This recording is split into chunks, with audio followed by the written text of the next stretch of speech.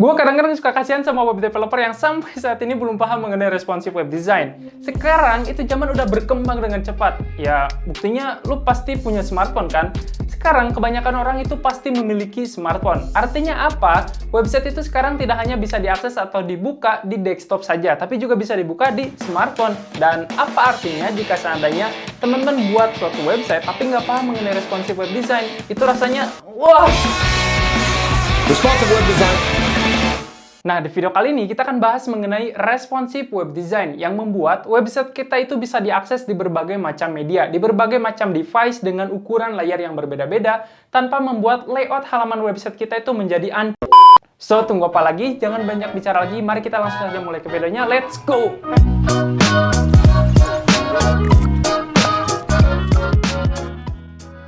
Lagi nyari hosting atau domain, tapi bingung mau langganan kemana? Atau mungkin pengen pindah karena hosting sebelumnya itu lemot banget, keamanannya buruk, tim supportnya nggak siap sedia. Tenang aja, aku di sini punya rekomendasi terbaik untukmu. Niaga Hoster itu adalah perusahaan penyedia hosting dan domain terbaik di Indonesia. Soal kecepatan, itu rasanya, wah, gak usah diragukan lagi. Servernya dijamin selalu uptime 99,98% dengan network linknya itu 100 MB per second. Jadi tak perlu khawatir lagi nih soal downtime. Soal keamanan juga jangan diragukan lagi. Niaga Hoster juga memberikan keamanan ekstra soal keamanan ini. Dan yang paling gua suka nih, tim supportnya itu selalu siap 24 jam membantu. Buat teman-teman yang belum tahu apa itu web hosting dan web domain, web hosting adalah tempat di mana data website kita itu disimpan supaya website kita itu bisa diakses secara publik. Sedangkan web domain itu adalah nama atau alamat dari website kita. Nah, sekarang perkembangan teknologi itu benar-benar meningkat dengan pesat ya. Menurut saya, saat ini kita harus benar-benar improve dan juga upgrade. Misalnya dengan punya website sendiri. Itu sangat penting, baik untuk membuat portofolio ataupun untuk berbisnis. Kalau gitu, pasti hostingannya mahal ya? Enggak dong, santai. Harganya terjangkau. Dan spesial untuk subscriber dan penonton Kreatif Academy Indonesia, saat ini Niaga Hoster sedang ada promo 75% untuk paket personal. Wow, itu gede banget ya. Dan karena aku baik nih, aku akan kasih juga nih tambahan diskon 10%. Nah, untuk mendapatkan diskon 10% dari saya, itu teman-teman tinggal masukin saja kode voucher Kreatif Academy untuk diskon tambahan ini. So, tunggu apa lagi? Niaga Hoster sekarang. Oke teman-teman, kali ini kita akan bahas mengenai responsive web design. Sebenarnya materi ini udah banyak sekali di-request oleh teman-teman subscriber atau teman-teman yang ada di komunitas, karena sebenarnya materi mengenai responsive web design ini sangat penting sekali ya. Tapi sebelum kita bahas lebih jauh lagi mengenai responsive web design, alangkah baiknya kita kenalan dulu nih sama responsive web design. Apa sih itu responsive web design? Nah, jadi responsive web design itu sendiri adalah sebuah metode yang memungkinkan untuk merubah suatu layout halaman website itu berdasarkan kondisi layar tertentu. Atau istilahnya ketika layar di smartphone layoutnya kayak gini, terus kalau dibuka di tablet ukurannya seperti ini. Nah, atau sederhananya itu bisa beradaptasi dengan ukuran layar suatu device sehingga dapat direspons dengan baik di ukuran layar yang berbeda-beda. Atau istilahnya jadi kalau dibuka dimanapun itu nggak hancur lah ya website teman-teman. Nah, maksudnya ukuran layar yang berbeda itu seperti gimana? Nah, gini nih. Sekarang, perkembangan teknologi itu sangat pesat banget ya. Dan sudah banyak sekali gadget yang sudah dirilis di pasaran. Jika teman-teman lihat di gambar ini, itu udah ada HP, terus HP juga udah bermacam-macam ya ukuran layarnya. Terus ada tablet, terus ada notebook juga, terus ada laptop. Nah, kita sebagai web designer itu tidak mungkin buat satu source code untuk satu device. Atau istilahnya kalau kita lihat di sini ada 4 device, kita harus ngoding 4 kali lah ya. Nah, itu nggak memungkinkan sekali. Nah, itu nggak efektif dan juga efisien. Nah, dengan adanya responsive web design, ini menjadi solusi bagi kita. Kita hanya cukup menulis 1 kali source code atau coding 1 kali lah ya. Nah, nanti websitenya itu dapat menyesuaikan dengan baik di ukuran layar yang berbeda-beda. Dari mulai layoutnya, terus ukuran fontnya, ukuran gambarnya, dan juga masih banyak lagi yang bisa kita konfigurasi atau kita atur dengan adanya responsive web design ini. Biar gak bingung, mari kita coba lihat desain yang udah kita buat pada pertemuan mengenai grid system. Jadi buat teman-teman yang belum tonton video mengenai grid system, saya sarankan tonton aja dulu. Karena di sana kita belajar bagaimana cara kita untuk melayout suatu halaman website dengan rapi gitu dan konsisten menggunakan teknik yang namanya grid system. Oke teman-teman semua, di video sebelumnya mengenai grid system, kita udah berhasil melayout suatu halaman website dengan rapi dan juga konsisten dengan menerapkan prinsip yang namanya grid system. Jadi buat teman-teman yang belum tonton video mengenai grid system, saya sarankan tonton aja dulu. Atau buat teman-teman yang pengen langsung, silahkan teman-teman bisa cek link yang ada di deskripsi video ini, silahkan teman-teman download aja dulu source code-nya. Dan kalau kita buka di web browser, maka tampilannya akan seperti ini ya. Ini adalah project yang udah kita buat di video sebelumnya. Nah, sepintas, halaman website ini nggak ada masalah, malahan terlihat lebih rapi dan juga konsisten dalam layout halaman websitenya. Tapi ini akan menjadi masalah jika website ini dibuka di smartphone. Sebagai contoh, teman-teman bisa klik kanan lalu inspeksi di sini. Lalu pergi ke toggle, di sini ada toggle device toolbar, diganti saja. Misalkan kalau website ini dibuka di layar yang lebih kecil. Kita kecilkan layarnya misalkan di ukuran tablet lah ya, segede gini. Nah, dari sini sebenarnya teman-teman udah bisa lihat nih, lewat halaman websitenya jadi tidak rapi lagi nih. Sebagai contoh ini ukuran gambarnya menjadi kecil-kecil banget. Ini merusak sekali. Nah, ini saya rasa kurang bagus ya dalam layout suatu halaman website. Ya buat apa gitu gambar kecil-kecil gini. Terus di sini juga paragrafnya jadi terlalu panjang, sedangkan konten yang lainnya itu kecil-kecil, jadi nggak seimbang. Nah, kalau kita kecilkan lagi ukuran layarnya, misalnya di ukuran smartphone, di ukuran HP yang lebih kecil menjadi seperti ini. Nah, ini tambah ancur lagi ya halaman websitenya. Nah, dengan responsive web design, itu memungkinkan layout halaman website kita itu nggak ancur lagi seperti ini, walaupun di layar HP yang lebih kecil. Jadi, menyesuaikan lah ya, beradaptasi. Nah, sebelumnya aku juga udah buatkan desainnya. Nah, di sini, yang awalnya dibuka di desktop itu tampilannya seperti ini ya. Kalau kita buka di tablet, dia layoutnya akan berubah. Nih, kita lihat perbedaannya. Yang pertama, di paragrafnya, ini paragraf yang kedua sama paragraf yang ke-1 itu tidak ada lagi jarak ya, karena ini menyesuaikan space-nya. Lalu yang selanjutnya di My Gallery, di sini yang tadinya ada 6 baris gambar, menjadi 3 baris. Lalu sisanya dia berjejer ke bawah. Nah, ini akan menjadi lebih rapi ya, dibanding berdempetan seperti ini menjadi kecil-kecil. Lalu di gambar yang kedua juga, di sini yang awalnya 4 baris, itu menjadi 2 baris, sisanya ke bawah, 2 baris lagi. Lalu yang terakhir di sini ada 2, dia tetap ya 2 ke bawah, cuman dia space-nya menjadi lebih kecil antara kanan dan kirinya. Oh ya, dan di sini juga ukuran fontnya menjadi lebih kecil ya, dari awalnya ukurannya 70 pixel menjadi 45 pixel. Lalu yang di bawahnya juga di sini dari yang tadinya ada 3 bagian, itu dibagi menjadi 2 bagian, dan tombolnya dia menjadi turun ke bawah. Ini layoutnya sudah berubah. Dan kalau kita kecilkan lagi ukuran layarnya menjadi ukuran smartphone, maka layoutnya saya harapkan bisa menjadi seperti ini nih. Nah, di sini yang pertama, tentunya fontnya menjadi lebih kecil lagi, menjadi 30 pixel. Lalu paragraf 1 sama paragraf 2-nya, itu dia nggak lagi berjejeran ya ke sebelah kanan, tapi dia menjadi ke bawah. Terus di My Gallery-nya juga, dia dibagi menjadi 2 bagian, sisanya ke bawah seperti ini. Lalu di bagian yang kedua, dia menjadi 1 baris nih, seperti ini.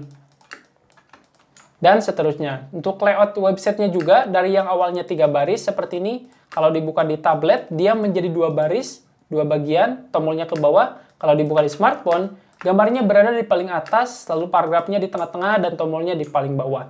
Nah, kurang lebih seperti itu ya mengenai responsive web design. Jadi, layout halaman website kita itu bisa berubah-ubah sesuai dengan kondisi layarnya.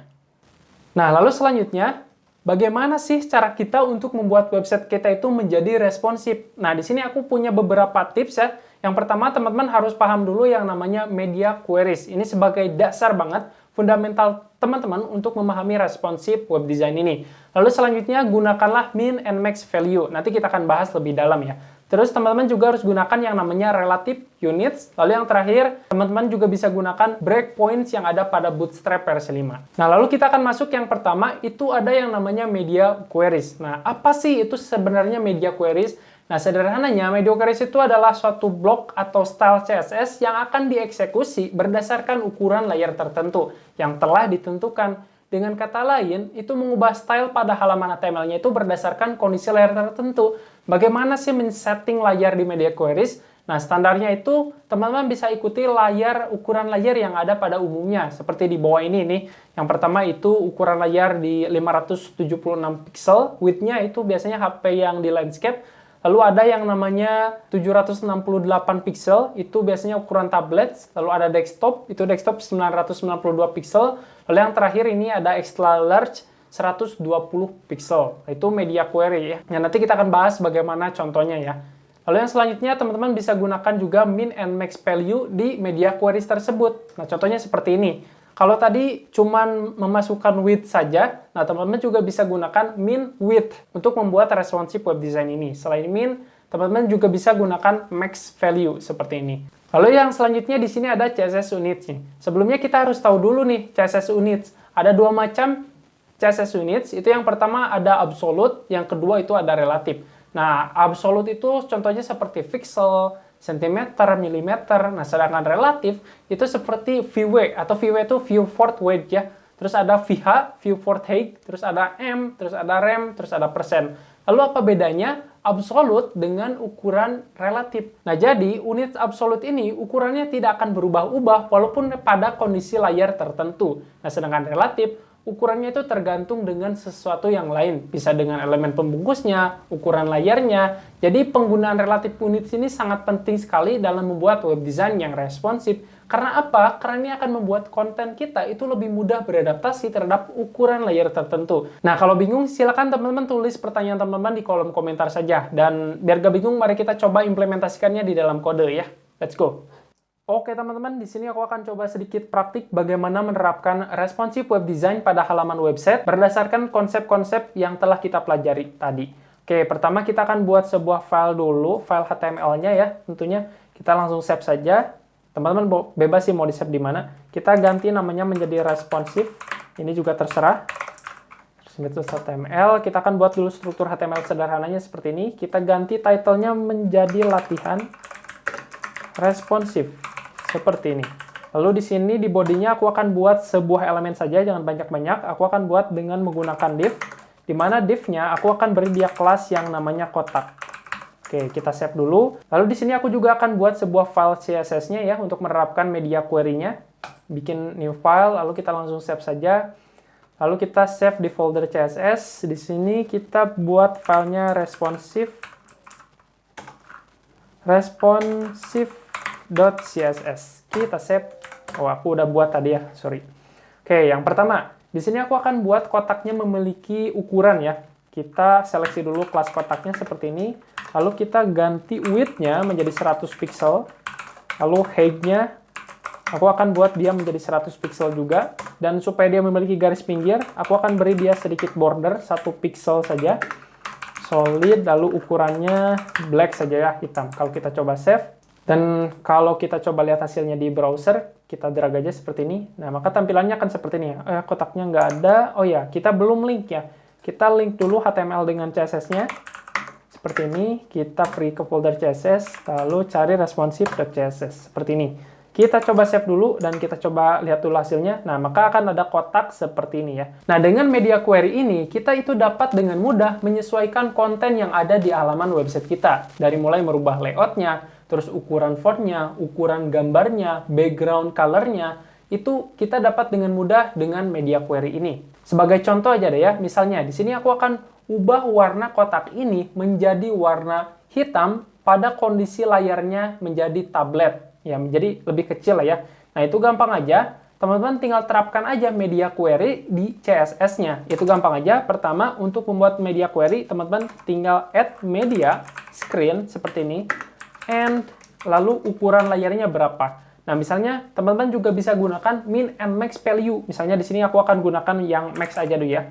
Max width seperti ini. Nah, tablet itu biasanya berapa? Sekitar 768 pixel lah ya, seperti ini.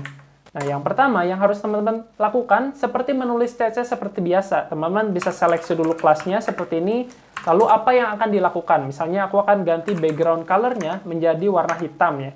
Kita coba save dulu. Kita coba lihat hasilnya di web browser, kita refresh. Nah, ini nggak ada perubahan, tapi jika teman-teman klik inspect, di sini ada toggle device toolbar ya, kita gedein dulu. Nah, awalnya ukuran desktop tuh seperti ini ya. Kalau kita coba kecilkan layarnya menjadi ukuran tablet, nah, otomatis warnanya akan berubah menjadi hitam. Jadi, jika seandainya ukuran layarnya itu lebih besar dari 768 pixel, maka blok CSS yang ini itu tidak bakalan dijalankan. Karena aturannya itu, maksimal width-nya itu 768, baru kita bisa menjalankan blok CSS yang ini. Kalau lebih dari itu nggak bakalan dijalankan. Nah, itu kenapa ketika kita misalnya 768 ya di sini ukuran layarnya seperti ini. Nah, ini masih dijalankan. Kalau kita lebih 1 pixel saja, nah, dia nggak bakalan menjalankan kode CSS yang ini. Nah, itu mengenai max. Teman-teman juga bisa kasih min value.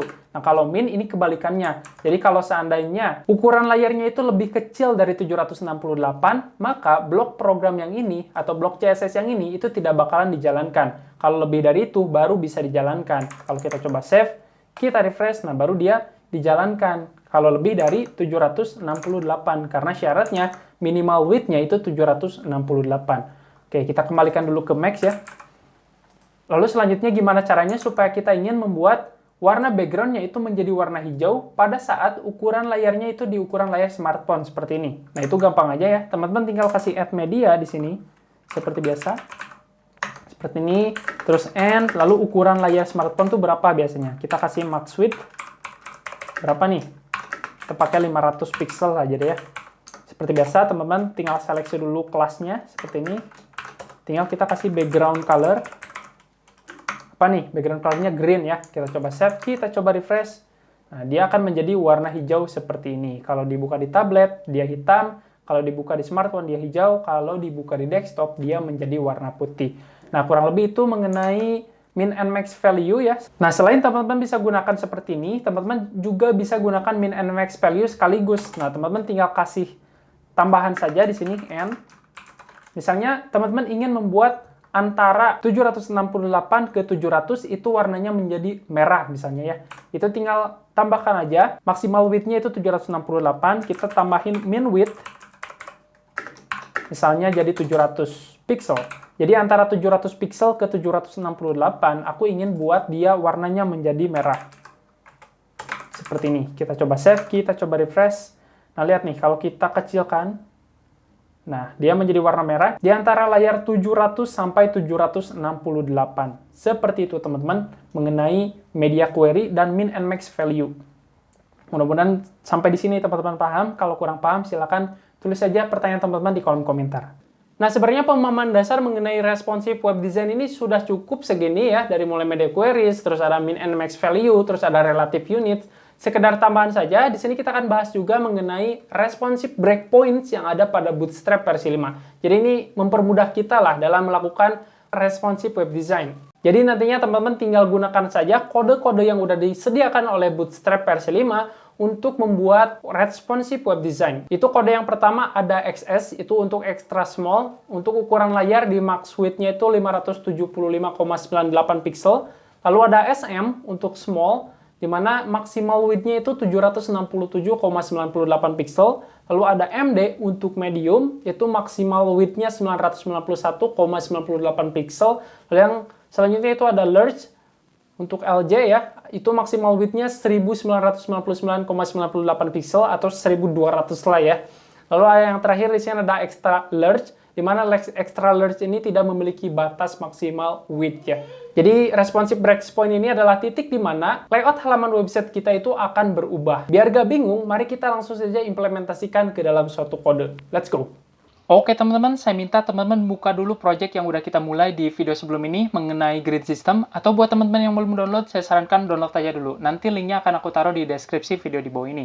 Dan di sini kita akan ngerubah layoutnya ya, karena di website kita sebelumnya itu yang ini. Kalau website ini dibuka di tablet, misalnya seperti ini, ukuran tablet. Nah, layoutnya itu nggak menyesuaikan, tetap seperti ini. Atau bahkan kalau kita buka di smartphone, di ukuran layar yang lebih kecil, layoutnya pun nggak berubah atau nggak beradaptasi atau istilahnya nggak responsif ya.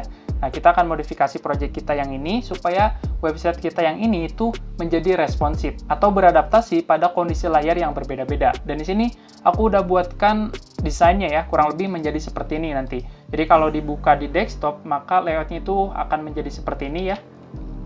Tapi kalau ketika dibuka di tablet, nah layoutnya itu akan berubah menyesuaikan dengan ukuran layarnya seperti ini. Dan ketika kita buka di ukuran yang lebih kecil pun, di smartphone misalnya, nah ukuran layarnya itu akan berubah kembali menjadi seperti ini. Nah, pertama di sini kita akan fokus dulu ke bagian yang tablet ya. Dan di sini kita juga akan gunakan responsive breakpoints yang ada pada Bootstrap versi 5. karena website kita yang ini itu dibangun menggunakan Bootstrap versi 5. Jadi kita akan gunakan fasilitas yang ada pada Bootstrap versi 5, yaitu responsive breakpoints. Nah, gimana caranya? Kita kembali lagi ke Visual Studio Code-nya, kita mulai dari bagian yang pertama aja dulu ya. Di bagian yang ini nih, yang paling atas. Yang pertama, kalau kita buka di tablet, lihat nih, paragraf 1 sama paragraf 2 itu udah nggak ada jarak lagi, atau dia offsetnya menghilang. Nah, itu gimana caranya? Kita akan buat offsetnya itu hanya akan bekerja pada kondisi layarnya itu large atau lebih besar. Nah, teman-teman tinggal tambahkan saja nih di sini kode responsive breakpoints-nya yaitu LG. Jadi, offsetnya ini hanya akan bekerja pada kondisi layarnya itu large atau lebih besar. Jadi, kalau kita coba save dulu, kita coba refresh di web browser. Nah, ini kondisi layar large ya, nggak ada perubahan. Tapi kalau kita perkecil ukuran layarnya menjadi seukuran tablet seperti ini, nah lihat nih, offsetnya itu dia menghilang. Karena kita udah menambahkan kode responsive breakpoints di offsetnya. Jadi offsetnya ini hanya akan bekerja atau berfungsi ketika ukuran layarnya itu large, seperti ini. Nah, ini baru akan kembali ada ya. Kalau kita di ukuran tablet, dia menghilang. Nah, itu yang pertama. Kalau kita coba lihat lagi di desainnya, di tablet dia jadi 6 kolom ya. Itu gimana caranya? Ya, teman-teman tinggal tambahkan aja kelas baru di sini. Kita akan buat call 5 ini hanya akan bekerja pada kondisi layarnya itu large. Teman-teman tinggal tambahkan aja kode responsive breakpoints-nya itu LG 5. Lalu gimana caranya supaya dia menjadi 6 kolom di kondisi layar tablet? Nah, teman-teman tinggal tambahkan lagi nih call MD, jadi MD itu ukuran layar medium atau lebih besar. 6. Kalau kita coba save, kita coba refresh hasilnya di web browser. Nah, dia akan menjadi 6 kolom di ukuran layar medium, dan dia akan kembali seperti layout yang pertama di ukuran layar large. Nah, itu yang pertama ya, kurang lebih sama ya, sama seperti di desain. Nah, kita akan fokus di tablet aja dulu ya, jangan dulu di smartphone. Oke, yang selanjutnya di bagian yang kedua, di sini ada My Gallery, di mana di sini awalnya itu 6 kolom seperti ini. Kita akan buat dia menjadi 3 bagian seperti ini. Lalu kalau nggak muat, dia akan turun ke bawah. Nah, itu gimana caranya? Kita kembali lagi ke Visual Studio Code-nya, kita pergi ke bagian yang kedua di sini. Nah, kita akan buat call 2 ini hanya akan berfungsi pada ukuran layar large atau lebih besar. Jadi kita tinggal tambahkan aja nih di semua kolomnya, itu kode responsive breakpoints-nya. Apa kode responsive breakpoints-nya? Itu LG. Jadi kolom 2 ini hanya akan berfungsi hanya pada ukuran layar LG atau lebih besar. Kalau kita coba save dulu ya, kita lihat dulu hasilnya di web browser.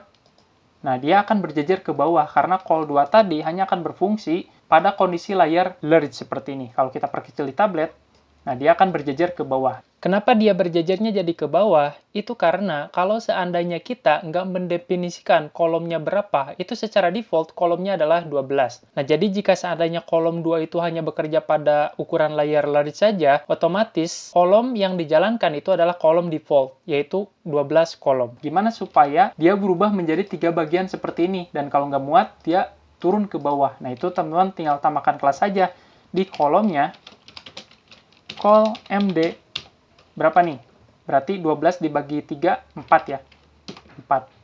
Jadi MD ini hanya akan berfungsi pada kondisi ukuran layarnya itu medium atau lebih besar. Kalau kita coba save, kita coba refresh hasilnya di web browser. Nah, hasilnya akan menjadi seperti ini. Kenapa dia menyatu? Karena kita harus tambahkan margin top ya, supaya ada jarak nih antara gambar yang satu dengan gambar yang di bawahnya. Itu teman-teman gampang aja. Kita tinggal tambahkan aja MT. MT itu margin top, kurang lebih ukurannya 3 aja ya. Teman-teman bisa kasih antara 1 sampai 5. Kalau kita coba save, kita coba refresh dulu di web browser.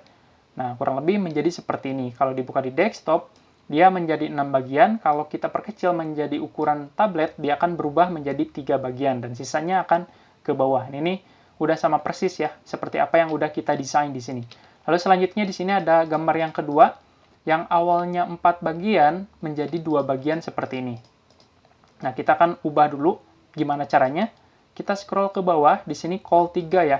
Kita akan buat kolom 3 ini hanya akan berfungsi pada kondisi layarnya itu large atau lebih besarnya. Teman-teman, itu gampang aja ya, sama seperti yang atas. Tambahkan aja kode responsive breakpoints-nya, itu adalah LG. Kalau kita coba save, kita coba refresh hasilnya di web browser, nah dia akan berjejer ke bawah. Gimana caranya supaya dia menjadi 2 bagian seperti ini? Yaitu teman-teman gampang aja ya, tinggal teman-teman tambahkan kelas baru, call MD. MD itu untuk ukuran layar medium atau lebih besar. Berapa nih? Kita lihat dulu, berarti di sini kita akan bagi menjadi 2, 6 kolom bagian kanan, 6 kolom bagian kiri. Call MD 6, seperti ini ya. Jangan lupa teman-teman tambahkan MT, margin top, supaya nanti atasnya itu memiliki jarak. MT-nya berapa nih? 3, samakan ya. Kita coba save, kita coba refresh hasilnya di web browser. Nah, maka tampilannya akan seperti ini. Kalau kita coba perbesar ukuran layarnya di ukuran layar desktop, nah dia akan menjadi 4 bagian. Kalau kita perkecil menjadi ukuran layar tablet, nah dia otomatis akan menjadi 2 bagian. Sisanya akan berjejer ke bawah. Seperti itu, teman-teman. Lalu yang terakhir di sini, kalau kita coba lihat di desain, nah dia space-nya jadi nggak terlalu jauh ya. Gimana caranya? Kita pergi lagi ke Visual Studio Code-nya. Di sini kita offset-nya akan perkecil dulu. Jadi offset 2 ini hanya akan berfungsi pada ukuran layar large, seperti ini. Lalu selanjutnya, kita akan perbesar kontennya. Tinggal teman-teman tambahkan aja call MD. MD itu untuk medium. Berapa nih? Call MD 5 aja ya. Dan kita akan tambahkan offsetnya itu 1. Seperti ini, teman-teman. Jadi logikanya, kalau ukuran layarnya itu large, maka ini akan dijalankan. Sedangkan kalau ukuran layarnya medium, offsetnya itu menjadi 1. Jadi kelas ini yang akan dijalankan. Kalau kita coba save dulu, kita coba refresh hasilnya di web browser. Nah, kurang lebih hasilnya akan menjadi seperti ini. Ini kurang lebih sama lah ya, sama apa yang telah kita desain di sini. Itu mengenai konten yang kedua. Lalu selanjutnya konten yang terakhir. Kita lihat lagi di desain. Di sini dari awalnya 3 bagian, seperti ini, menjadi 2 bagian ya. Jadi di sini 6 kolom bagian kanan, 6 kolom bagian kiri. Itu gimana cara buatnya? Seperti biasa kita kembali lagi ke Visual Studio Code-nya, kita scroll ke bawah. Nah, di sini kita akan buat kolom 4-nya ini hanya akan bekerja, kolom 4 tuh yang ini ya. Di sini ada 4 kolom, 4 kolom. Kita akan buat kolom 4-nya ini, kolom 4 ini tuh kan yang ini nih. Ini 4 kolom, 4 kolom, 4 kolom, jadi 12 kolom. Hanya akan berfungsi pada ukuran layarnya itu large atau lebih besar. Jadi teman-teman tinggal tambahkan aja kode responsive breakpoint-nya itu adalah LG-4. Lalu gimana caranya supaya dia menjadi 6 kolom di ukuran layar tablet? Teman-teman tinggal tambahkan kelas lagi nih, yang namanya call MD. MD itu untuk ukuran layar medium. Kita akan buat dia menjadi 6 bagian kanan, 6 bagian kiri.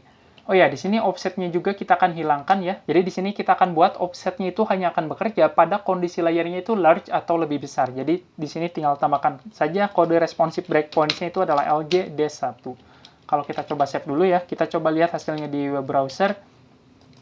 Nah, di ukuran layar medium ini udah benar ya. Kalau kita buka di desktop, nah dia menjadi 3 bagian. Kalau dibuka di layar yang medium atau tablet, nah dia menjadi 2 bagian seperti ini. Tapi di sini tombolnya itu nggak di tengah-tengah. Gimana cara membuatnya supaya berada di tengah-tengah? Itu gampang aja ya. Ini tombol tuh yang ini. Kita kan buat offsetnya itu hanya akan bekerja pada ukuran layarnya large. Kita tambahkan kode responsifnya itu LG-1 sama kolomnya. Kita kan buat kolom 2 ini hanya akan berfungsi pada ukuran layar large atau lebih besar. Lalu selanjutnya kalau di ukuran layar medium, kita kan buat kolomnya itu menjadi 12. Seperti ini. Lalu supaya si tombolnya itu berada di tengah-tengah, teman-teman tinggal kasih kelas aja, text center. Kita coba refresh, nah dia akan ada di tengah-tengah. Kalau kita coba lihat desainnya di Adobe XD, dia memiliki jarak ya atasnya. Yaitu teman-teman gampang aja ya, tinggal tambahkan margin top, MT. MT-nya berapa nih? 3 aja deh ya. Kita coba save, kita lihat hasilnya, nah kurang lebih seperti ini teman-teman. Nah itu kalau ketika dibuka di tablet seperti ini, udah oke. Kalau ketika kita buka di desktop, nah layoutnya seperti ini. Kalau kita buka di ukuran layar tablet, nah dia akan berubah seperti ini. Lalu selanjutnya kita akan buat juga untuk ukuran layar yang lebih kecil nih. Karena di sini kalau kita lihat lagi dia menjadi berantakan lagi. Gimana cara buatnya? Itu gampang aja ya. Kita akan ubah layoutnya untuk ukuran smartphone. Kalau kita lihat, kita mulai dari bagian yang pertama aja dulu deh ya. Nah yang pertama, di sini paragrafnya dia menjadi 12 kolom. Yang bawah juga sama, jadi dia nggak berdempetan lagi. Nah, itu gimana caranya? Kita pergi ke bagian yang pertama di sini.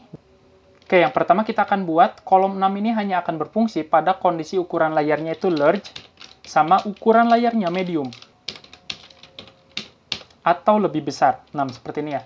Kalau kita coba save, kita coba refresh. Nah, ini nggak ada perubahan. Nah, sebenarnya di sini teman-teman tinggal hapus aja nih yang LG-nya. Karena di sini teman-teman udah punya call MD6. Jadi call MD6 ini hanya akan berfungsi hanya pada kondisi layar medium atau lebih besar. Itu termasuk dengan kondisi layar large. Jadi teman-teman bisa hapus kelas yang ini.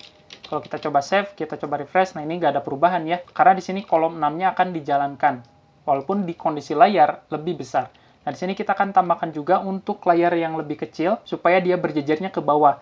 Kita akan buat yang default-nya dulu ya. Teman-teman tinggal tambahkan kelas yang namanya call 12, seperti ini. Kita coba refresh, di hasilnya di web browser ini belum ada perubahan. Di desktop itu layoutnya seperti ini, di tablet seperti ini. Kalau kita buka di ukuran smartphone, nah otomatis dia akan berjejer ke bawah seperti ini. Sebenarnya teman-teman tanpa menambahkan call 12 juga, ini akan berjalan ya. Seperti ini. Karena di sini call 6-nya itu tidak dijalankan karena ukuran layarnya itu lebih kecil dari medium. Dan secara default, kalau kita nggak menambahkan kolom, itu defaultnya 12 kolom. Nah, kalau kita coba lihat di desainnya itu kurang lebih sama ya. Oh ya, di sini dia berubah ya urutannya. Paragraf 2-nya menjadi di atas. Nah, itu gimana caranya? Itu ada kelas yang namanya order. Nah, teman-teman tinggal tambahkan aja di sini kelas yang namanya order. Kita kasih 1 aja deh, atau 2 deh. Jadi dia nanti akan ke bawah karena urutannya dia lebih besar. Kalau kita coba save, kita coba refresh, nah otomatis dia akan bertukar tempatnya. Kurang lebih seperti itu ya, teman-teman. Lalu selanjutnya di bagian yang kedua, dia menjadi ke bawah nih. Kenapa? Karena secara default, kalau kita nggak menambahkan kolom, itu defaultnya 12. Gimana caranya supaya dia menjadi, berapa nih? Kita lihat di smartphone, menjadi 6 sebelah kiri, 6 sebelah kanan. Nah, itu gampang aja, teman-teman tinggal tambahkan aja kelas di kolomnya. Kita akan buat dia menjadi 6 kolom ya, karena 12 dibagi 2 itu 6 kolom. Nah, teman-teman tinggal tambahkan aja di masing-masing div gambarnya di sini. Call SM, SM itu untuk small atau lebih besar, kita akan buat dia menjadi 6 kolom, jadi dibagi 2 gitu ya. Kita coba save, kita coba lihat hasilnya di web browser. Nah, jadi dia berubah menjadi 2 kolom seperti ini. Kalau kita buka di tablet, dia menjadi 3 bagian. Kalau kita buka di desktop, dia kembali menjadi 6 bagian. Nah, itu kurang lebih ya. Selanjutnya, di bagian yang kedua, kita coba lihat. Nah, di sini dia menjadi full ya, 12 kolom.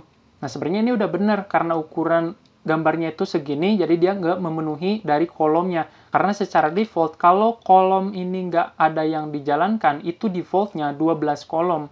Nah, di sini sebenarnya udah benar ya. Kenapa di sini ada jarak? Karena ukuran gambarnya itu width-nya lebih kecil dari ukuran smartphone-nya. Nah, supaya dia menjadi full di tengah-tengah seperti ini, yaitu tinggal tambahkan aja style CSS-nya ya. Style, kita kasih width 100%. Jadi nanti dia akan memenuhi dari layarnya. Nah, seperti ini. Kita tambahkan juga inline CSS-nya ke bagian yang lain. Kita copy aja deh ya. Kita paste ke tiap-tiap div-nya. Ke bagian image-nya. Kita save, kita coba refresh, maka otomatis dia akan memenuhi layarnya. Oh, ini ada yang copy, ini hapus nih. Nah, seperti ini. Kita coba save, kita coba refresh. Nah, dia udah oke ya. Dan selanjutnya yang terakhir, kita lihat dulu di Adobe XD-nya. Oh, dia juga menjejer jadi 12 kolom. Jadi satu baris ya. Itu gampang aja, kita pergi ke sini, kita tinggal buat image-nya itu menjadi 100%. Kita kasih inline CSS, kita kasih width-nya itu menjadi 100%. Kita coba save, kita coba refresh. Ini harusnya titik 2. Seperti ini, kita coba save, kita coba refresh. Nah, di sini kita akan buat dia menjadi call SM berapa nih? 12. Kita coba save, kita coba refresh. Nah, dia otomatis akan memenuhi layarnya. Dan ini kita jadi berdempetan, tinggal tambahkan aja margin top 3 supaya dia memiliki jarak seperti ini, teman-teman. Nah, selanjutnya di konten yang terakhir ini udah benar ya. Karena secara default, kalau seandainya tidak ada responsive breakpoints yang bisa dijalankan, itu defaultnya 12 kolom. Jadi itu otomatis, ya kita nggak perlu tambahin lagi call SM12 seperti ini, karena secara defaultnya aja itu udah ada. Tuh, kita hapus aja, kita refresh lagi. Nah, ini udah oke ya. Kalau kita buka di desktop, dia layoutnya seperti ini. Oh, ini kenapa offsetnya jadi ngegeser? Kita coba lihat lagi. Kita coba lihat lagi di bagian yang kedua. Oh ya, di sini kita lupa menambahkan, di sini nih, harusnya call LG4. Kita coba save, kita coba refresh. Nah, dia akan menjadi kembali seperti semula. Kalau kita buka di tablet, nah tampilannya atau layoutnya menjadi seperti ini. kalau kita buka di smartphone, nah layoutnya menjadi seperti ini. Nah itu kurang lebih sama ya, hasilnya menjadi apa yang udah kita desain di Adobe XD seperti ini. Kita preview sedikit. Kalau kita buka di desktop seperti ini, kalau kita buka di tablet menjadi seperti ini, menyesuaikan layoutnya beradaptasi. Kalau kita buka di smartphone di ukuran layar yang lebih kecil, nah dia beradaptasi kembali. Itulah yang dinamakan dengan Responsive Breakpoints Bootstrap versi 5. Sebenarnya, jika teman-teman udah paham mengenai media query, teman-teman gampang sih dalam menerapkan Responsive Breakpoints yang ada pada Bootstrap versi 5 ini. Oke teman-teman, video kali ini sampai sini dulu. Pokoknya like aja jika kalian rasa video ini bermanfaat, dan komen di bawah jika kalian punya pertanyaan ataupun pendapat mengenai responsive web design ini. Dan jangan lupa juga untuk support channel ini supaya makin maju dan terus memberikan tutorial-tutorial mengenai web design maupun UI dan UX design. Pokoknya sampai jumpa di video berikutnya.